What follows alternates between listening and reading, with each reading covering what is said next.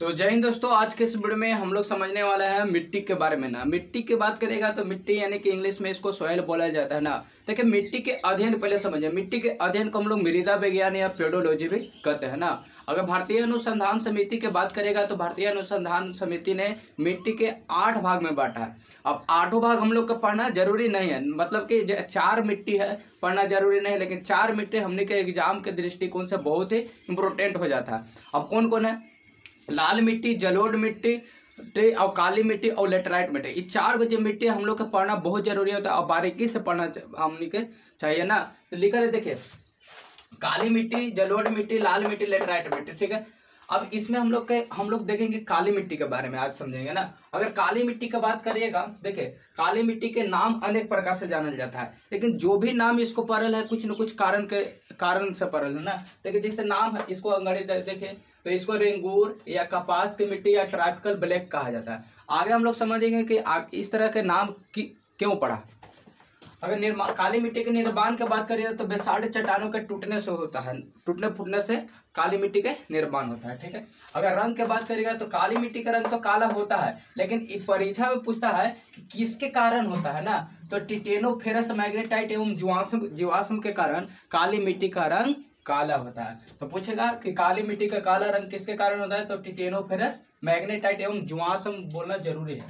ठीक है, इसमें उपयोग मतलब कि काली मिट्टी का सर्वाधिक उपयोग कपास के खेती के लिए किया जाता है, सबसे ज्यादा, इसीलिए इसको कपास की मिट्टी भी कहा जाता है। इसका सेकेंड नाम देखिए लिखल था, कपास की मिट्टी। ना सर्वाधिक काली मिट्टी का सर्वाधिक उपयोग कपास की खेती के लिए किया जाता है, इसीलिए इसको कपास की मिट्टी भी कहा जाता है। अन्य फसल भी इसमें उगाया जाता है, जैसे गेहूं, बाजरा आदि जो भी होता है ना इसमें उगाया जाता है, लेकिन कपास के तुलना में इसमें अन्य फसल कम मात्रा में उगाया जाता है, इसीलिए इसको सर्वाधिक मात्रा में कपास की खेती के लिए उपयोग किया जाता है।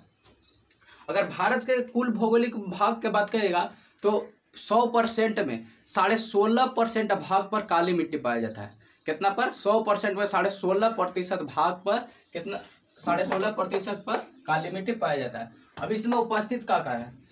काली मिट्टी में उपस्थित फेरस, चूना, कैल्शियम आदि, मतलब लोहा, चूना, कैल्शियम इत्यादि उपयोग होता है। ठीक है, इसमें जल की तीव्रता धारण करने का, देखिए, काली मिट्टी के अगर देखिएगा ना तो काली मिट्टी जल के सबसे ज्यादा सोखता है, माने अपना और क्या करता है, उसमें तीव्र मात्रा में जल के सोख लेता है। तो और जब जल सूखता है तो उसमें चिपचिपा और ठोस रूप में वो बन जाता है, और जब वही मिट्टी जब सूखता है ना तो का फुरहारा तरी और कुछ दरार तरी उसमें हो जाता है। तो इसीलिए इसको काली मिट्टी को दरार की मिट्टी भी कहा जाता है, और जुताई ऐसा लगता है काली मिट्टी ना सूखने के बाद।